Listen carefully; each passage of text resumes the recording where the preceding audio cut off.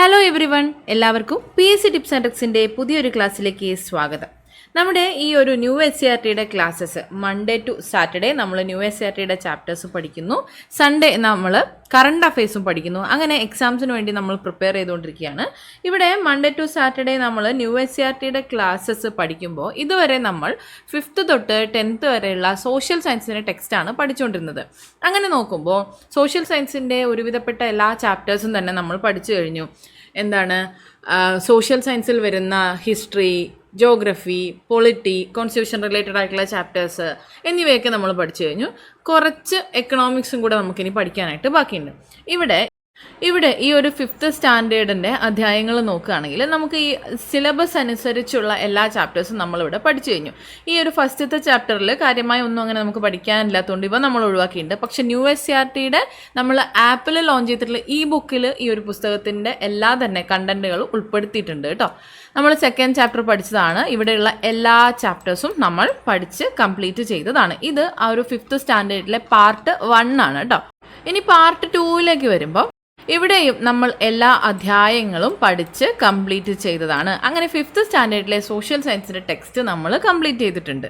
അങ്ങനെ ഇന്ന് നമ്മൾ 5th സ്റ്റാൻഡേർഡിലെ അടിസ്ഥാന ശാസ്ത്രം സയൻസിൻ്റെ പോർഷനിലേക്ക് കടക്കുകയാണ്. സോഷ്യൽ സയൻസ് ഒന്ന് നമ്മൾ നിർത്തിവെച്ചുകൊണ്ട് അങ്ങനെ ഇന്ന് നമ്മൾ 5th സ്റ്റാൻഡേർഡിൽ വരുന്ന അടിസ്ഥാന ശാസ്ത്രം എന്ന ഈ ഒരു ടെക്സ്റ്റിലേക്ക് കടക്കുകയാണ്. സോഷ്യൽ സയൻസ് നമ്മൾ ഏകദേശം കവർ ചെയ്തതിന് ശേഷം നമ്മളിതാ ഇവിടെ സയൻസിലേക്ക് എത്തി നിൽക്കുകയാണ്. നിങ്ങൾ ഈ ആദ്യമായിട്ടാണ് ഈ ഒരു ക്ലാസ്സും മറ്റു കാര്യങ്ങളൊക്കെ അറിയുന്നത് എങ്കിൽ നമ്മൾ ടെലിഗ്രാം ചാനലിൽ ജോയിൻ ചെയ്യാനായിട്ട് ശ്രദ്ധിക്കുക. ടെലിഗ്രാം ചാനലിൽ നമ്മൾ കൃത്യമായിട്ട് അപ്ഡേറ്റ് ചെയ്യുന്നതായിരിക്കും. അടുത്ത ദിവസം ഏതൊക്കെ ക്ലാസ്സുകൾ ഏതൊക്കെ സമയങ്ങളിലാണ് വരുന്നത് എന്നുള്ളത്. അപ്പോൾ അങ്ങനെ നിങ്ങൾക്ക് ഫോളോ ചെയ്ത് പോകാനായിട്ടും പറ്റും. ഓക്കെ ആണല്ലോ. ഇനി നമ്മൾ ന്യൂ SCERTയുടെ ഈ ബുക്കും അപ്പോൾ അതിനുവേണ്ടി നിങ്ങൾ വെയിറ്റ് ചെയ്യുകയാണെന്ന് അറിയാം. അപ്പോൾ ഉടനെ തന്നെ നമ്മൾ ആപ്പിൽ അത് ലോഞ്ച് ചെയ്യുന്നുണ്ടാവും. മിസ് അതിൻ്റെ ഡീറ്റെയിൽസും മറ്റു കാര്യങ്ങളും എല്ലാം തന്നെ നിങ്ങൾ ടെലിഗ്രാം ചാനലിലൂടെ ആയിരിക്കും അറിയിക്കുന്നുണ്ടാവുക. അപ്പോൾ ടെലിഗ്രാം ചാനലിൽ ജോയിൻ ചെയ്തിട്ടില്ലാത്ത കുട്ടികൾ അതിൽ ജോയിൻ ചെയ്യാനായിട്ട് ശ്രദ്ധിക്കുക കേട്ടോ. അപ്പോൾ നമ്മൾ ഇന്ന് അടിസ്ഥാന ശാസ്ത്രത്തിൽ ഭാഗം 1 5ാം ക്ലാസ്സിലെ ഭാഗം 1ലുള്ള ഒരു അധ്യായം പഠിക്കാൻ പോവാണ്. 5ാം ക്ലാസ് ആയതുകൊണ്ട് തന്നെ അറിയാം, നമുക്ക് ചെറിയൊരു ക്ലാസ് ആയിരിക്കും. കുറച്ച് വിഷയങ്ങൾ മാത്രം പ്രതിപാദിക്കുന്ന ചെറിയ ചെറിയ ക്ലാസ്സുകളാണ്. നമുക്ക് 1ാമത്തെ ചാപ്റ്റർ വെച്ച് സ്റ്റാർട്ട് ചെയ്യാം. ഒറ്റയല്ലൊരു ജീവിയും. ഈ ഒരു അധ്യായത്തിൽ ജീവികളിലെ പരസ്പരാശ്രയത്തെക്കുറിച്ചും നമ്മുടെ പരിസ്ഥിതി ജീവികളും തമ്മിലുള്ള പരസ്പര ബന്ധത്തെക്കുറിച്ചുമൊക്കെയാണ് പറയുന്നത്. ഈ ജീവജാലങ്ങളെല്ലാം തന്നെ ഒരു തരത്തിൽ അല്ലെങ്കിൽ മറ്റൊരു തരത്തിൽ പരസ്പരം ബന്ധപ്പെട്ടിരിക്കുന്നു എന്നുള്ളതാണ്. നമുക്ക് ആവാസ വ്യവസ്ഥയെക്കുറിച്ചൊക്കെ അറിയാം അല്ലേ. അപ്പോൾ എന്താണ് ആവാസ വ്യവസ്ഥ എന്ന് പറയുന്നത്? ഒരു ജീവിക്ക് അതിന് നിലനിൽക്കാൻ ആവശ്യമായിട്ടുള്ള എല്ലാ ഘടകങ്ങളും, അത് ജീവനുള്ളവയാവാം അല്ലെങ്കിൽ ജീവനില്ലാത്തവയാവാം, ഇവയെല്ലാം അടങ്ങിയിട്ടുള്ള ഒരു സ്വാഭാവിക ചുറ്റുപാടിനെയാണ് അങ്ങനെ പറയുന്നത്. ഇതാണ് ആവാസ വ്യവസ്ഥ. നമുക്ക് താഴെ പഠിക്കാനുണ്ട്. അപ്പോൾ ഇവിടെ ഈ ഒരു പൊന്മാന് ഭക്ഷണമായിട്ടുള്ളതാണ് ഈ താഴെയുള്ള ഒരു മീൻ എന്ന് പറയുന്നത്. അപ്പോൾ ഇങ്ങനെ ഒരു സാഹചര്യത്തിൽ പൊന്മാൻ്റെ ജീവൻ നിലനിൽക്കുന്നതിനായിട്ട് ഈ ഒരു മീൻ അതിന് ആവശ്യമായിട്ടുള്ള ഘടകമാണ്. അപ്പോൾ ഇതിനായിട്ട് നദീതീരത്തോ കുളക്കരയിലോ ഉള്ള മാളങ്ങളിലാണ് പൊന്മാൻ താമസിക്കുന്നത്. ജലസ്രോതസ്സുകൾക്ക് സമീപം മീൻ പിടിക്കാൻ സൗകര്യമുള്ള സ്ഥലത്താണ് ഇവ അധികവും താമസിക്കാനായി തിരഞ്ഞെടുക്കുന്നത്. അപ്പോൾ ഇവിടെ നിന്ന് നമുക്ക് എന്താണ് മനസ്സിലാവുന്നത്? ആഹാര ശൃംഖലയെക്കുറിച്ച്, ഫുഡ് വെബിനെ കുറിച്ചുള്ള ഒരു ഇൻട്രൊഡക്ഷൻ പോലെ നമുക്ക് ഇവിടെ നിന്ന് മനസ്സിലാക്കാനാവും. എന്താണ്? ആഹാരത്തിനായിട്ട് ഈ ജീവികൾ പരസ്പരം ആശ്രയിക്കുന്ന സങ്കീർണമായ ബന്ധത്തെയാണ് ആഹാര ശൃംഖലാജാലം അഥവാ ഫുഡ് വെബ് എന്ന് പറയുന്നത്. ഇങ്ങനെ പലതരം ആഹാരം കഴിക്കുന്ന ജീവികൾ നമുക്ക് ചുറ്റിലുണ്ട്. ആഹാര രീതിക്കനുസരിച്ച് നമുക്ക് ജീവികളെ സസ്യാഹാരികളെന്നോ മാംസാഹാരികളെന്നോ മിശ്രാഹാരികളോ എന്നോ അങ്ങനെയൊക്കെ നമുക്ക് തരംതിരിച്ച് പറയാവുന്നതാണ്. അതായത് വ്യത്യസ്ത തരം ആഹാര രീതിയുള്ള ജീവികൾ നമ്മുടെ ചുറ്റിലും ഉണ്ട്. ഈ ജീവികളുടെയൊക്കെ വാസസ്ഥലവും ആഹാരവും തമ്മിൽ ബന്ധമുണ്ട്. അത് മനസ്സിലാക്കി തരുന്ന വിധത്തിലുള്ള ചിത്രമാണ് ഇവിടെ നൽകിയിട്ടുള്ളത്. ഇവിടെ നിന്ന് നമുക്ക് മനസ്സിലാക്കാം, സസ്യങ്ങളെ ചെറുമീനുകളും പുൽച്ചാടികളും പുഴുവുമൊക്കെ ആഹാരമാക്കുന്ന സമയത്ത് ഈ ചെറുമീനുകളെ പിന്നീട് വലിയ മീനുകൾ ഭക്ഷിക്കുകയും അതിനെ കൊക്ക് ഭക്ഷിക്കുകയും ഒക്കെ ചെയ്യുന്നത് കാണാം. അതുപോലെ പുൽച്ചാടിയെ തവള പിടിക്കുന്നതായിട്ടും തവളയെ പിന്നീട് കൊക്ക് ഭക്ഷിക്കുന്നതും കാണാം. പുഴുവിനെ പിന്നീട് പക്ഷികൾ തന്നെ നേരിട്ട് ഭക്ഷിക്കുന്നതുമൊക്കെ നമുക്ക് ഇവിടുന്ന് മനസ്സിലാക്കാനായിട്ട് സാധിക്കുന്ന കാര്യങ്ങളാണ്. അപ്പോൾ ഇവിടെ നിന്ന് എന്താണ് നമുക്ക് മനസ്സിലാവുന്നത്? ഒരു ഭക്ഷ്യ ശൃംഖലയിലേക്കാണ് നമ്മൾ കടക്കുന്നത്. എന്താണ് ഒരു ആഹാര ശൃംഖല എന്നൊക്കെ നമ്മൾ മനസ്സിലാക്കുന്നു. അപ്പം ഇവിടെ ചെറുമീനുകൾ സസ്യങ്ങളെ ആഹാരമാക്കുന്നുണ്ട്. ആ ചെറുമീനുകളെ വലിയ മീനുകൾ ആഹാരമാക്കുന്നു. കൊക്കുകളാകട്ടെ ആ മീനുകളെ ആഹാരമാക്കുന്നു. അങ്ങനെയാണ് ഈ ഒരു ആഹാര ശൃംഖല മുന്നോട്ട് പോകുന്നത്. നമ്മൾ നേരത്തെ പറഞ്ഞ പ്രകാരമാണ് ഇത്. അങ്ങനെ മാൻ, മുയൽ, പുൽച്ചാടി തുടങ്ങിയ ജീവിവർഗങ്ങൾ സസ്യങ്ങളെ ആഹാരമാക്കുന്നുണ്ട്. ഇവ സസ്യാഹാരികളാണ്. ഈ സസ്യാഹാരികളെ പിന്നീട് മാംസാഹാരികൾ ഭക്ഷണമാക്കുന്നു. അങ്ങനെയാണ് ഈ ഒരു ആഹാര ശൃംഖല ജാലം മുന്നോട്ട് പോകുന്നത്. അപ്പോൾ എന്താണ് ഈ ഫുഡ് വെബ് അഥവാ ആഹാര ശൃംഖല ജാലം എന്ന് പറയുന്നത്? ആഹാരത്തിനായിട്ട് ജീവികൾ പരസ്പരം ആശ്രയിക്കുന്നു. അങ്ങനെയുള്ള ഈ ജീവികളുടെ പരസ്പര ബന്ധമാണ് ആഹാര ശൃംഖല ജാലം അഥവാ ഫുഡ് വെബ് എന്ന് പറയുന്നത്. ആഹാരത്തിനായിട്ട് ജീവികൾ പരസ്പരം ആശ്രയിക്കുന്ന സങ്കീർണമായ ഈ ഒരു ബന്ധത്തെയാണ് ആഹാര ശൃംഖല ജാലം എന്ന് പറയുന്നത്. അപ്പോൾ ഈ ഒരു ആഹാര ശൃംഖല ജാലം നമ്മുടെ കരഭാഗത്ത് മാത്രമല്ല, കടലിലും കരയിലെ പോലെ തന്നെ ആഹാര ശൃംഖല ജാലങ്ങളുണ്ട്. ഇവിടെ കരയിലെ മറ്റു ചില ആഹാര ശൃംഖല ജാലങ്ങളെ കുറിച്ച് തന്നിട്ടുണ്ട്. ഇനി കടലിലെ ആഹാര ശൃംഖല ജാലത്തിലേക്ക് വരുമ്പോൾ ഇവിടെ നൽകിയിട്ടുള്ളത് കടലിലെ ചില ജീവികളാണ്. ഇവിടെ നൽകിയിട്ടുള്ളത് നിന്ന് നിങ്ങൾക്ക് മനസ്സിലാക്കാവുന്നതാണ്. ഇവിടെ നിന്ന് ആഹാര ശൃംഖല ജാലം എങ്ങനെയാണ് വളരുന്നത്? ഇവിടെ നൽകിയിട്ടുള്ളത് പ്ലവകങ്ങൾ, കടലാമ, മത്തി, ചെറുമീൻ, സ്രാവ് എന്നിങ്ങനെയാണ്. എന്താണ് ഈ പ്ലവകങ്ങൾ എന്ന് പറയുന്നത്? പ്ലവകങ്ങൾ എന്നാൽ ജലാശയങ്ങളിൽ സ്വതന്ത്രമായി ഒഴുകി നടക്കുന്ന ചെറു സസ്യങ്ങളാണ്. ജലാശയങ്ങളിൽ സ്വതന്ത്രമായി ഒഴുകി നടക്കുന്ന ചെറു സസ്യങ്ങളെയാണ് പ്ലവകങ്ങൾ എന്ന് പറയുന്നത്. സമുദ്രം എന്ന ആവാസ വ്യവസ്ഥയിലെ ഉത്പാദകരാണ് ഇവർ. അപ്പോൾ പ്ലവകങ്ങൾ എന്നതാണ് ഈ ഒരു സമുദ്രം എന്ന ആവാസ വ്യവസ്ഥയിലെ ഉത്പാദക ഘടകങ്ങൾ എന്ന് പറയുന്നത്. ഇനി ഇവിടെ ഈ ചിത്രത്തിലേക്ക് തിരിച്ചു വരുമ്പോൾ നിങ്ങൾക്ക് മനസ്സിലാക്കാനായി സാധിക്കും, പ്ലവകങ്ങളായിരിക്കും ഇവിടെയുള്ള കടലിലെ ആഹാര ശൃംഖലകൾക്ക് തുടക്കം കുറിക്കുന്നത്. അപ്പം പ്ലവകങ്ങളിൽ നിന്ന് പ്ലവകങ്ങളെ ചെറുമീനുകൾ ഭക്ഷണമാക്കുന്നു. ഈ ചെറുമീനുകളെ മത്തി ഭക്ഷണമാക്കുന്നു. ഈ പ്ലവകങ്ങളെ അതൊന്നാമത്. രണ്ടാമത് നമുക്ക് പറയാം, പ്ലവകങ്ങളെ എന്താണ് മത്തി ഭക്ഷണമാക്കുന്നു നേരിട്ട്. അതിനുശേഷം സ്രാവ് മത്തിയെ ഭക്ഷണമാക്കുന്നു. അതുപോലെ നമുക്ക് പറയാം പ്ലവകങ്ങളെ ചെറുമീനുകൾ ഭക്ഷണമാക്കുകയും ഈ ചെറുമീനുകളെ കടലാമകൾ ഭക്ഷണമാക്കുകയും കടലാമകളെ പിന്നീട് സ്രാവ് ഭക്ഷണമാക്കുകയും ചെയ്യും. ഇങ്ങനെ വിവിധ തരത്തിലുള്ള ആഹാര ശൃംഖലകൾ സമുദ്രത്തിൽ ലഭ്യമാണ്. ഇവിടെ പറഞ്ഞതുപോലെ ഈ സ്രാവ് എന്ന ജീവി കണവ, മീനുകൾ, കടലാമ ഇവയെല്ലാം ആഹാരമാക്കാറുണ്ട്. അതുപോലെ മത്തി ചെറുമീനുകളെയും പ്ലവകങ്ങളെയും ഭക്ഷണമാക്കുന്നു. കടലാമ സസ്യഭാഗങ്ങളും മീനുകളുമൊക്കെ ഭക്ഷണമാക്കുന്നു. ചെറുമീനുകളാകട്ടെ പ്ലവകങ്ങളെയും ഭക്ഷണമാക്കുന്നു. എന്താണ് പ്ലവകങ്ങൾ എന്നുള്ളത് നമുക്ക് മനസ്സിലാവുകയും ചെയ്തു. ഇങ്ങനെ ധാരാളം ആഹാര ശൃംഖലകൾ ഇവിടെ നിലവിലുണ്ട്. ഇനി ഇവയുടെ നിലനിൽപ്പ് എങ്ങനെയൊക്കെയാണ്? ഇവിടെ നമുക്ക് ഉദാഹരണമായിട്ട് ഒരു കുളവും അതിൻ്റെ ചുറ്റുപാടുകളും ഉൾപ്പെട്ട ഒരു ചിത്രം തന്നിട്ടുണ്ട്. ഈ ചിത്രത്തിൽ നമുക്ക് നോക്കിയാൽ കാണാം ധാരാളം ജീവനുള്ളതും ജീവനില്ലാത്തതുമായിട്ടുള്ള ഘടകങ്ങൾ ഒരുമിച്ച് നിൽക്കുന്നുണ്ട് അല്ലേ? അപ്പോൾ ഇവിടെ ഉദാഹരണത്തിന് ഇവർ തന്നിട്ടുള്ള ഈ ഒരു കുളത്തിലെ മത്സ്യത്തെ നോക്കുക. ഈ മത്സ്യത്തിന് നിലനിൽക്കാൻ എന്തെല്ലാം ഘടകങ്ങൾ ആവശ്യമാണ് എന്ന് ചോദിച്ചിട്ടുണ്ട്. സൂര്യപ്രകാശം, ജലത്തിലെ സസ്യങ്ങൾ ഇവയെല്ലാം തന്നെ ആ ഒരു മത്സ്യത്തിന് നിലനിൽക്കാൻ ആവശ്യമായിട്ടുള്ള ഘടകങ്ങളാണ്. അങ്ങനെ ആ ഒരു മീനിന് അവിടെ ജീവിക്കുന്നതിനാവശ്യമായിട്ടുള്ള സ്വാഭാവിക ചുറ്റുപാടിനെയാണ് നമ്മൾ ആവാസം എന്ന് പറയുന്നത്. ഇങ്ങനെ ഈ ഒരു മീനിന് മാത്രമല്ലല്ലോ, എല്ലാ ജീവികൾക്കും അവരുടേതായിട്ടുള്ള നിലനിൽപ്പിന് ആവശ്യമായിട്ടുള്ള എല്ലാ ഘടകങ്ങളും അടങ്ങിയിട്ടുള്ള സ്വാഭാവിക ചുറ്റുപാടുണ്ട്. അതിനെയാണ് നമ്മൾ ആവാസം എന്ന് പറയുന്നത്. നിരവധി ജീവികൾക്ക് നിലനിൽപ്പിന് ആവശ്യമായിട്ടുള്ള എല്ലാ ഘടകങ്ങളും അടങ്ങിയ ഒരു ചുറ്റുപാടാണ് വയൽ എന്ന് പറയുന്നത്. മത്സ്യത്തിന് പുറമെ മറ്റു പല ജീവികളുടെയും ആവാസമാണ് ഇത്. അപ്പം എന്താണ് ആവാസം എന്നാണ് നമ്മൾ പറഞ്ഞത്? ഒരു ജീവിക്ക് നിലനിൽക്കാൻ ആവശ്യമായിട്ടുള്ള എല്ലാ ഘടകങ്ങളും, അത് ജീവനുള്ളവയാവാം ജീവനില്ലാത്തവയുമാവാം, ഇവ അടങ്ങിയിട്ടുള്ള സ്വാഭാവിക ചുറ്റുപാടിനെയാണ് ആവാസം അഥവാ ഹാബിറ്റാറ്റ് എന്ന് പറയുന്നത്. ഉദാഹരണത്തിന് വയൽ, കുളം, കാവുകൾ, തോടുകൾ, പുഴകൾ, അങ്ങനെ ധാരാളം. അതുപോലെ ജീവനുള്ള ഘടകങ്ങൾ എന്ന് പറയുമ്പോൾ സസ്യങ്ങൾ, ജന്തുക്കൾ, സൂക്ഷ്മജീവികളൊക്കെ ഉൾപ്പെടുന്നുണ്ട്. ജീവനില്ലാത്ത ഘടകങ്ങളായിട്ട് സൂര്യപ്രകാശം, വായു, മണ്ണ്, ജലം ഇവയെല്ലാം ഉൾപ്പെടുന്നുണ്ട്. അപ്പം ഇതെല്ലാം ചേർന്നതാണ് ആവാസം എന്ന് പറയുന്നത്. ഇവിടെ പറഞ്ഞതുപോലെ ഓരോ ജീവിക്കും അനുയോജ്യമായിട്ടുള്ള ആവാസമുണ്ട്. ഇവിടെ ചിത്രം നിരീക്ഷിച്ചാൽ നമുക്ക് മനസ്സിലാകും. പുൽമേടുകൾ, മരുഭൂമികൾ, കണ്ടൽ കാടുകൾ, ധ്രുവപ്രദേശങ്ങൾ ഇവയെല്ലാം തന്നെ അവിടെയുള്ള ആ ജീവികളുടെ ആവാസ മേഖലയാണ്. അവിടങ്ങളിലുള്ള ജീവികളാകട്ടെ അവിടെ ലഭിക്കുന്ന അവിടങ്ങളിലുള്ള ജീവികളാകട്ടെ ആ ഒരു പ്രദേശത്തെ ആഹാര ശൃംഖലയിൽ ജീവിച്ച് പോവുകയാണ് ചെയ്യുന്നത്. ഉദാഹരണത്തിന് ഇവിടെ ആഹാര കാർഡ് നൽകിയിട്ടുണ്ട്. ഉദാഹരണം നമുക്ക് കാക്ക പറയുകയാണെങ്കിൽ ചെറുജീവികൾ, പഴങ്ങൾ, ധാന്യങ്ങൾ, ഭക്ഷണാവശിഷ്ടങ്ങൾ, മൃതാവശിഷ്ടങ്ങൾ എന്നിവയൊക്കെയാണ് കാക്കയുടെ ആഹാരം എന്ന് പറയുന്നത്. ഇതെല്ലാം ലഭ്യമായിട്ടുള്ള ഒരു സ്വാഭാവിക ചുറ്റുപാടാണ് കാക്കയുടെ ആവാസം എന്ന് പറയുന്നത്. ക്ലിയർ? പക്ഷേ ഇവിടെ ഒരു പ്രശ്നമുണ്ട്. എന്താന്ന് വെച്ചാൽ ഈ ഒരു ആഹാര ശൃംഖലയിൽ ഇവരുടെ എണ്ണം കൂടിയാലും പ്രശ്നമാണ്. അവിടേക്കാണ് നമ്മൾ ഇനി കിടക്കുന്നത്.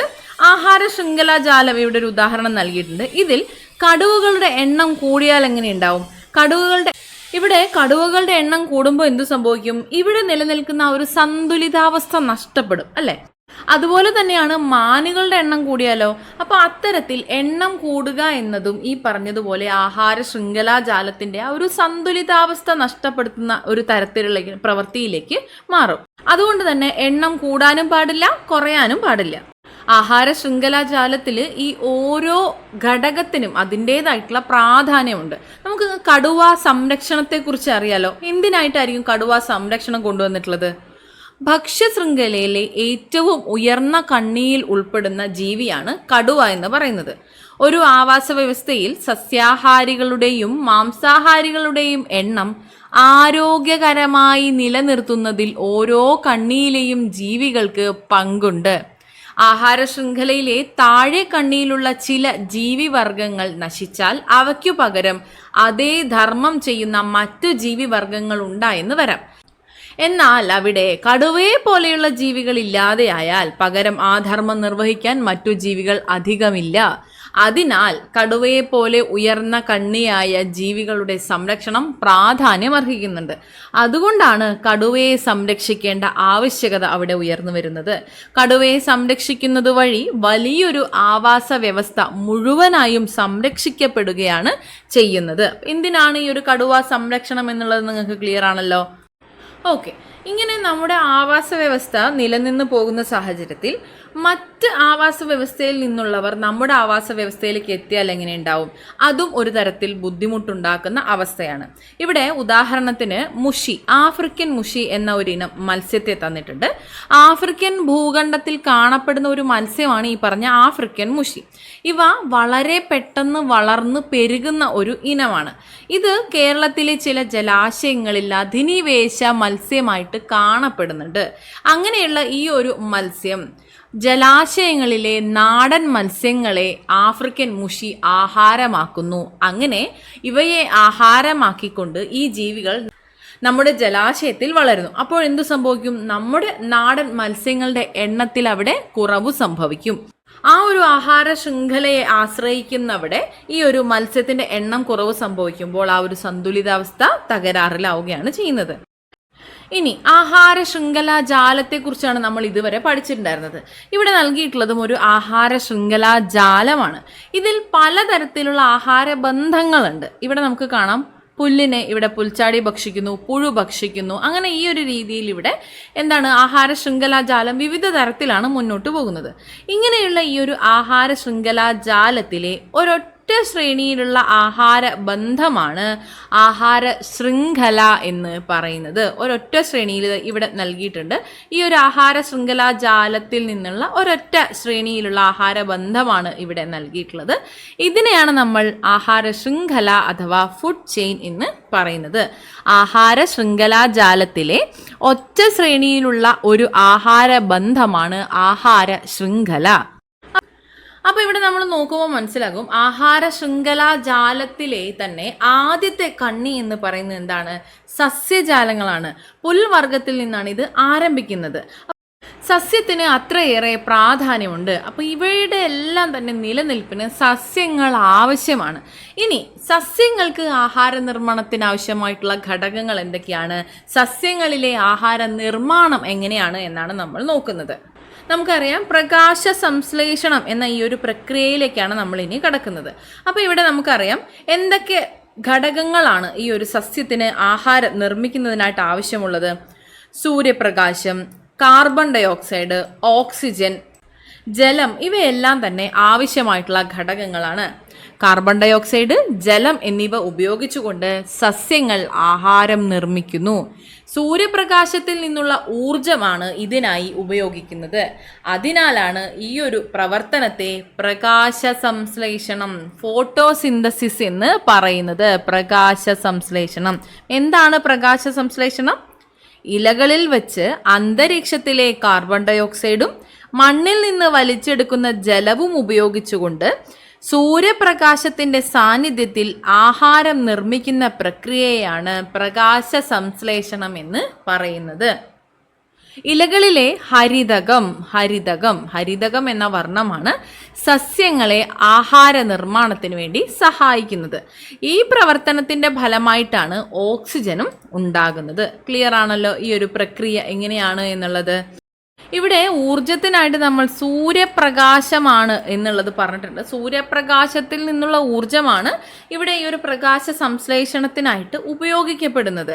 ഇങ്ങനെയുള്ള ഊർജം ലഭിക്കുന്നതിനായിട്ട് പരമാവധി സൂര്യപ്രകാശം പതിക്കുന്ന രീതിയിലാണ് സസ്യങ്ങളിൽ ഇലകളൊക്കെ ക്രമീകരിച്ചിട്ടുള്ളത്.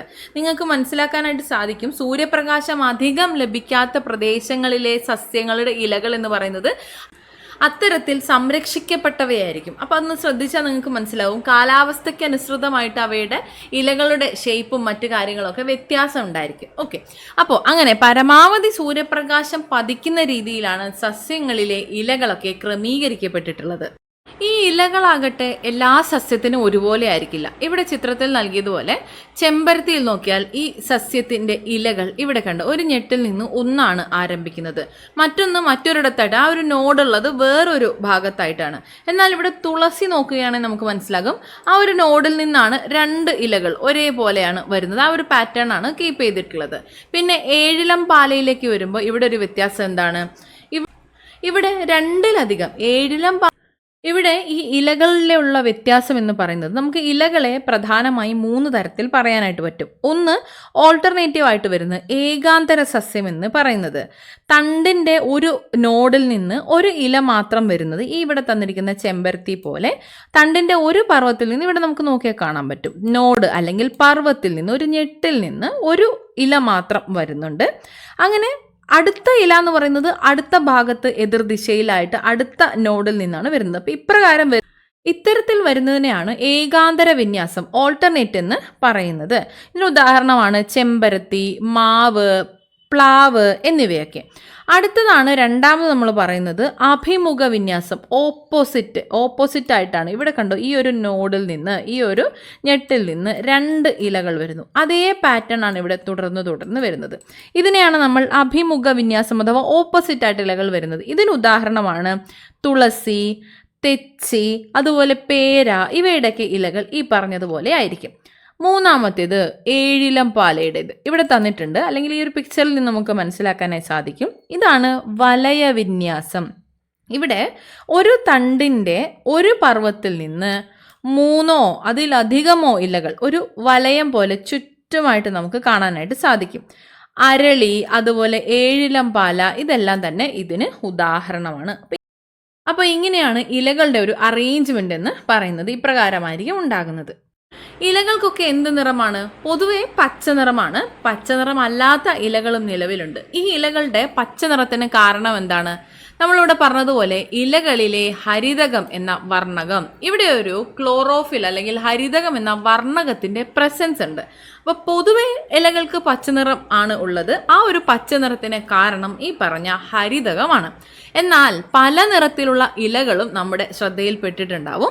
അതിന് കാരണവും ഈ പറയുന്നത് പോലെ ഇലകളിലെ പിഗ്മെന്റ്സ് അഥവാ വർണ്ണകങ്ങളാണ്. അപ്പോൾ ഹരിതകം എന്ന് പറയുന്നത് പച്ചനിറം നൽകുന്നുണ്ട്.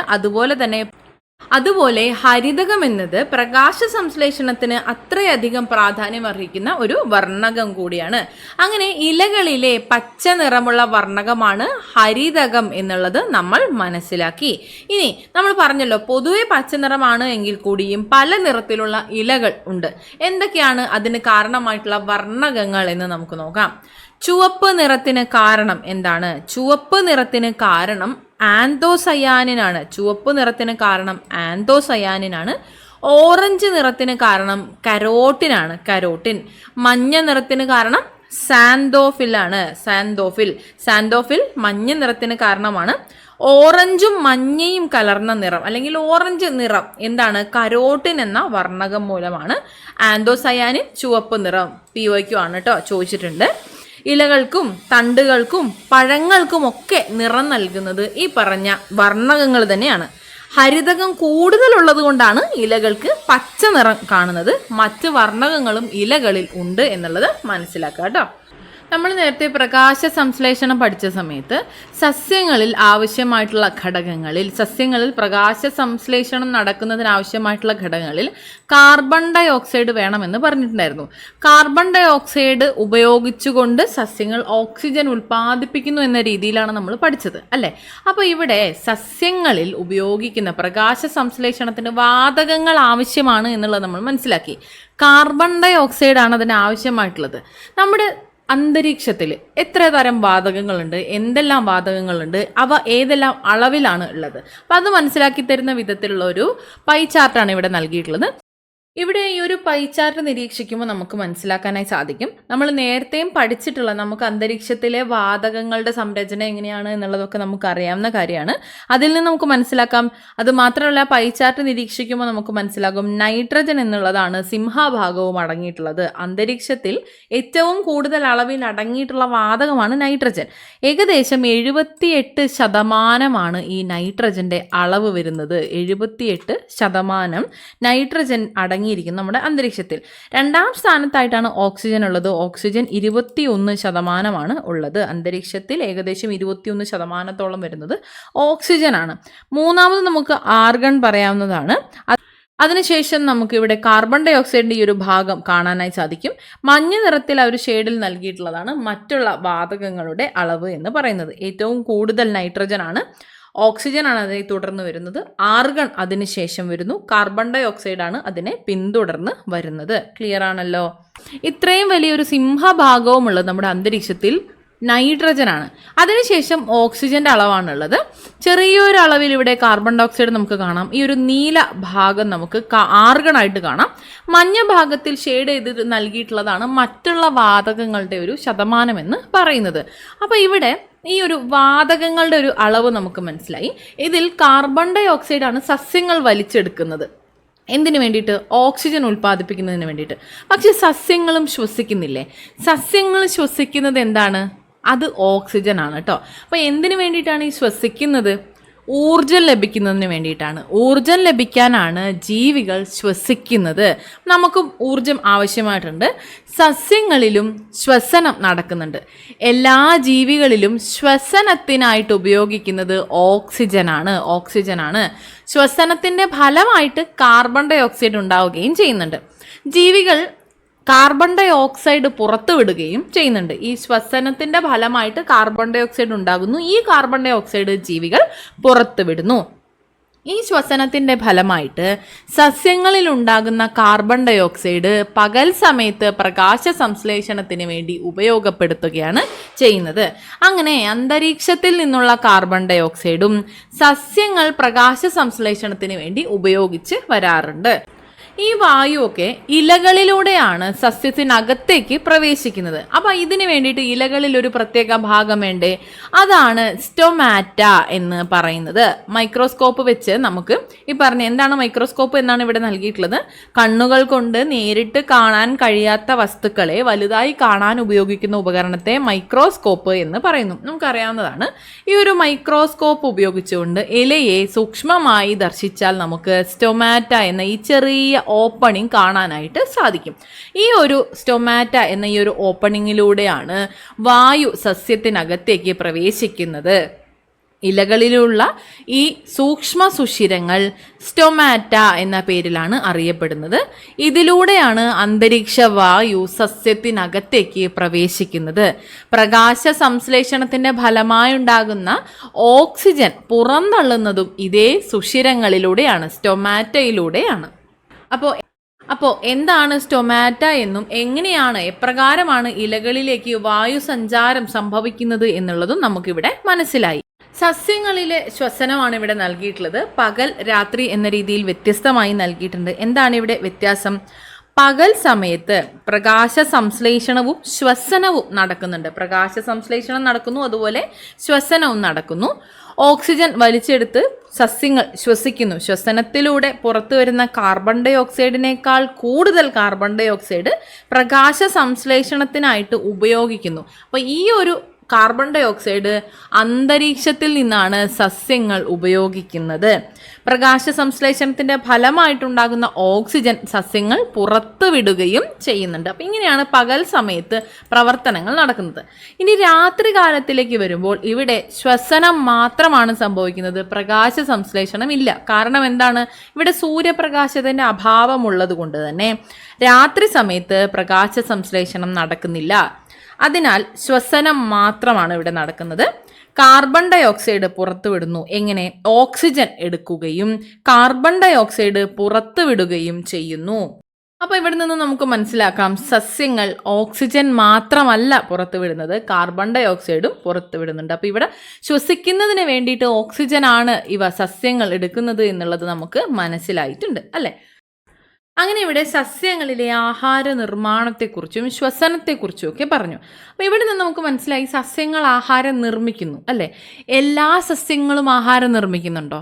ഇല്ല, എല്ലാ സസ്യങ്ങളും ആഹാരം നിർമ്മിക്കുന്നില്ല. അവിടെ പരാത സസ്യങ്ങളും ഉണ്ട്. ഇവിടെ ഈ ഒരു ചിത്രം നിരീക്ഷിച്ചാൽ നമുക്ക് മനസ്സിലാക്കാം. മാവ് പറയുന്നു, ഞാൻ മാവ്, എനിക്ക് വേണ്ട ആഹാരം ഞാൻ സ്വയം നിർമ്മിക്കുന്നു. ഞാൻ ഇത്തിൽ കണ്ണി, ഞാൻ സ്വയം ആഹാരം നിർമ്മിക്കുന്നു, പക്ഷേ ജലവും ലവണവും ഈ സസ്യത്തിൽ നിന്ന് വലിച്ചെടുക്കുന്നു. ഞാൻ മൂടില്ല താളി, ഞാൻ ആഹാരം നിർമ്മിക്കുന്നില്ല, എനിക്ക് വേണ്ട പോഷക ഘടകങ്ങൾ ഞാൻ ഈ ചെടിയിൽ നിന്ന് വലിച്ചെടുക്കുന്നു. ഞാൻ മരവാഴ, എനിക്ക് വേണ്ട ആഹാരം ഞാനും സ്വയം നിർമ്മിക്കുന്നു, പക്ഷേ എനിക്ക് ഇരിക്കാൻ സ്ഥലം വേണം. അപ്പോൾ ഇവിടെ നമുക്കിത് നോക്കിയാൽ മനസ്സിലാകും, വ്യത്യസ്ത തരത്തിലാണ്. ചിലത് ആഹാരം സ്വയം നിർമ്മിക്കുന്നു, അതിനായിട്ട് ആവശ്യമുള്ള ജലവും ലവണങ്ങളും ഒക്കെ സസ്യത്തിൽ നിന്ന് വലിച്ചെടുക്കുന്നു. എന്നാൽ ഇവിടെ ചിലത് ആഹാരം സ്വയം നിർമ്മിക്കുന്നു, പക്ഷേ ഇരിക്കാനായിട്ടുള്ള സ്ഥലം അവയ്ക്ക് മറ്റുള്ള സസ്യങ്ങളിൽ നിന്ന് വേണം. ഈ പറയുന്നത് പോലെ വിവിധ തരത്തിലാണ് ആതിഥേയനും ആതിഥേയത്വവും ഒക്കെ ഇവിടെ നടക്കുന്നത്. എങ്ങനെയാണ്? പ്രകാശ സംശ്ലേഷണത്തിന് ആവശ്യമായിട്ടുള്ള സൂര്യപ്രകാശം, കാർബൺ ഡൈ ഓക്സൈഡ് എന്നിവയൊക്കെ സസ്യങ്ങൾക്ക് ലഭിക്കുന്നത് ഒരേ തരത്തിലാണ്. പക്ഷേ ജലത്തിൻ്റെ ലഭ്യത അങ്ങനെയല്ല. ജലത്തിൻ്റെ ലഭ്യത വ്യത്യാസമുണ്ട്. എന്നാൽ ഇത് ഒരു മരവാഴയുടെ ചിത്രമാണ്. എങ്ങനെയാണ് മരവാഴ ഒരു മരത്തിൽ, വലിയൊരു മരത്തിലെ ആശ്രയിച്ച് ജീവിക്കുന്നത്? ഇവിടെ നൽകിയിട്ടുണ്ട്. ചെറിയ വേരുകൾ മരവാഴയെ മരത്തിൽ പറ്റിപ്പിടിച്ച് വളരുന്നതിനായിട്ട് സഹായിക്കുന്നു. കട്ടി കൂടിയ വേരുകൾ അന്തരീക്ഷത്തിൽ നിന്ന് ഈർപ്പം വലിച്ചെടുക്കുകയാണ് ചെയ്യുന്നത്. വാസസ്ഥലത്തിനായിട്ട് മാത്രമാണ് ഇവ ആതിഥേയ സസ്യങ്ങളെ ആശ്രയിക്കുന്നത്. കണ്ടോ, ഇവിടെ മരവാഴകൾ വാസസ്ഥലത്തിന് മാത്രമായിട്ടാണ് ആതിഥേയ സസ്യങ്ങളെ ആശ്രയിക്കുന്നത്. അതുകൊണ്ട് തന്നെ ഇത്തരം സസ്യങ്ങളെ എപ്പിഫൈറ്റുകൾ എന്ന് പറയുന്നു. എപ്പിഫൈറ്റുകൾ എന്ന് പറയുന്നു. ഇതിനൊരു ഉദാഹരണമാണ് ഓർക്കിഡുകൾ എന്ന് പറയുന്നത്. ഓർക്കിഡുകൾ എപ്പിഫൈറ്റുകൾക്ക് ഉദാഹരണമാണ്.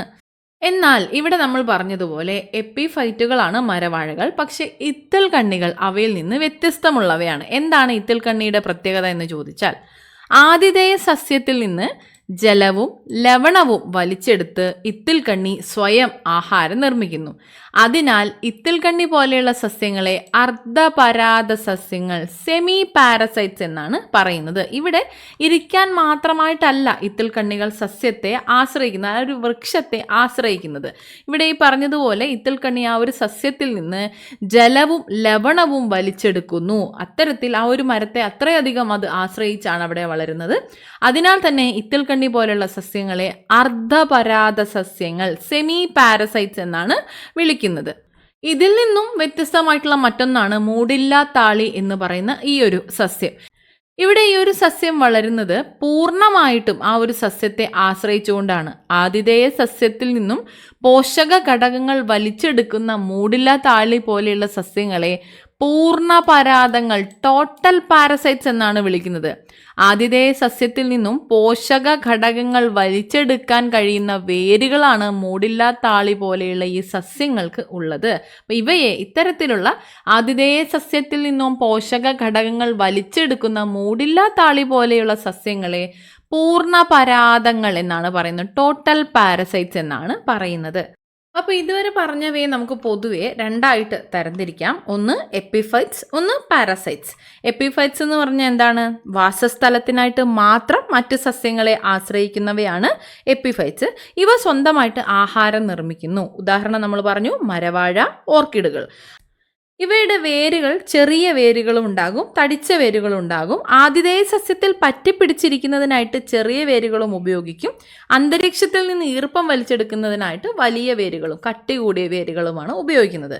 രണ്ടാമത് നമ്മൾ പറഞ്ഞത് പരാത സസ്യങ്ങളാണ്. പരാത സസ്യങ്ങൾ എന്ന് പറയുമ്പോൾ ആഹാരത്തിനായിട്ട് മറ്റ് സസ്യങ്ങളെ ആശ്രയിക്കുന്നു. ആതിഥേയ സസ്യത്തെ ആശ്രയിക്കുന്ന സസ്യങ്ങളെയാണ് നമ്മൾ പരാത സസ്യങ്ങൾ എന്ന് പറയുന്നത്. പരാത സസ്യങ്ങൾ തന്നെ നമ്മൾ രണ്ട് വിധത്തിൽ പഠിച്ചു. ഒന്ന് അർദ്ധപരാത സസ്യങ്ങൾ എന്നും മറ്റൊന്ന് പൂർണ്ണപരാത സസ്യങ്ങൾ എന്നും. അപ്പം എന്താണ് വ്യത്യാസം എന്നുള്ളതും ക്ലിയർ ആണല്ലോ. ഇവിടെ പറഞ്ഞതുപോലെ ആഹാരത്തിനായിട്ട് മറ്റു സസ്യങ്ങളെ ആശ്രയിക്കുന്നുണ്ട്. ഇലകളും തണ്ടും ഉള്ളതിനാൽ സ്വന്തമായി ആഹാരം നിർമ്മിക്കാൻ കഴിയുന്നവയാണ് അർദ്ധപരാത സസ്യങ്ങൾ. എന്നാൽ ഇവ എന്താണ്? ജലത്തിനും ലവണത്തിനുമായിട്ട് ഈ പറഞ്ഞ ആതിഥേയ സസ്യത്തെ ആശ്രയിക്കുന്നു. ഇത്തിൽക്കണ്ണിയെ ഉദാഹരണമായിട്ട് നമ്മൾ പറഞ്ഞു. അടുത്തതാണ് പൂർണ്ണപരാത സസ്യം. ഇവയ്ക്ക് സ്വന്തമായിട്ട് ആഹാരം നിർമ്മിക്കാൻ കഴിയില്ല. ഇവ ആഹാരത്തിനായിട്ട് പൂർണ്ണമായും ആതിഥേയ സസ്യത്തെ ആശ്രയിക്കുന്നു. അപ്പോൾ ഇതാണ് നമ്മളിവിടെ പറഞ്ഞ് നിർത്തിയിട്ടുള്ളത്. ക്ലിയർ ആണല്ലോ. അപ്പോൾ ഇത്രയാണ് നമുക്ക് ഈ ഒരു അധ്യായത്തിൽ പഠിക്കാനായിട്ടുള്ളത്. ചെറിയ ക്ലാസ് ആണ്, അതുകൊണ്ട് തന്നെ അതിൻ്റേതായ ലാളിത്യത്തോടു കൂടി തന്നെ പഠിക്കാനായിട്ട് ശ്രദ്ധിക്കുക. ആവശ്യമുള്ള പോയിന്റ്സ് ഇവിടെ ഉണ്ട്, അവയെല്ലാം തന്നെ എടുത്ത് പറഞ്ഞിട്ടുമുണ്ട്. ക്ലിയർ ആണ് എന്ന് വിശ്വസിക്കുന്നു. എല്ലാവരും നന്നായിട്ട് പഠിക്കുക. Thank you so much.